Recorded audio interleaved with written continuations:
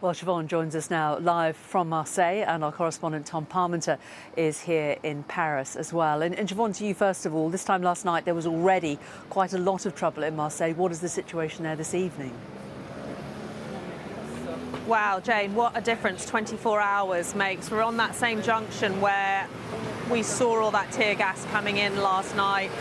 We saw the smoke bombs being used, and yet tonight a totally different story. If you have a look behind me, you can see the police have brought in these extra armoured vehicles. There's a big police presence on the streets at the moment. I can just walk around and just show you a bit more. So we've got police vans here up the street. There's about 6 of these here, with the police, as you can see in front of them, looking quite relaxed actually. And on every corner around this centre area there are little groups of police at the moment, very relaxed frame, and throughout the day it has been like that. They've had sort of foot patrols out during the day and then now more and more at night. But what we haven't seen so far this evening is that collection of people coming out onto the streets, gathering, and then later clashing with the police. And it was actually this area, around this area, on Friday night where we saw that widespread looting and violence. So the question is, why aren't they here?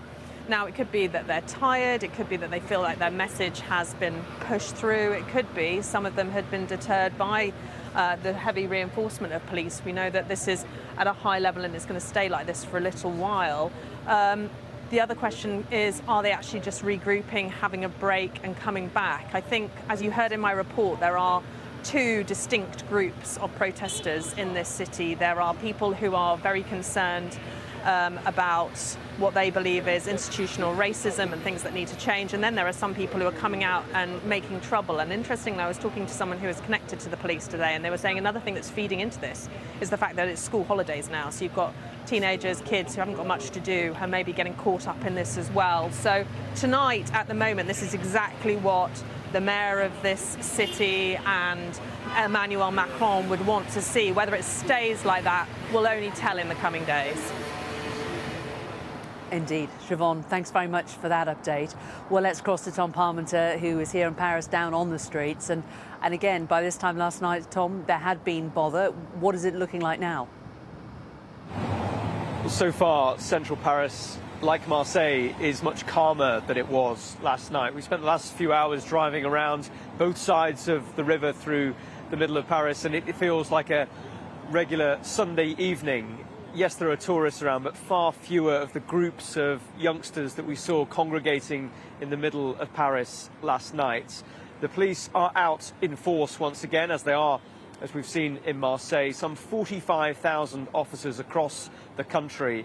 And we've just been speaking to one of them here in Paris, who says that we are hopeful of a quieter night tonight. And that will certainly be encouraging for the French state. And we haven't heard directly from President Macron in the last few days. We know that he had meetings with ministers through the course of today just to guide the response that they have put in place to the days of violence that we saw earlier this week. And I think that is a calculation. They know quite often when President Macron speaks, there is often a backlash. And perhaps they are allowing the words of that grieving grandmother to resonate and hit home with as many people as possible and not to disrupt that. And while it is calm here at the moment, everyone knows that it will only take one mistake or a miscalculation by particularly a member of that police force for things to reignite in whichever part of France that happens. So it does feel uneasy, but for now there is peace tonight.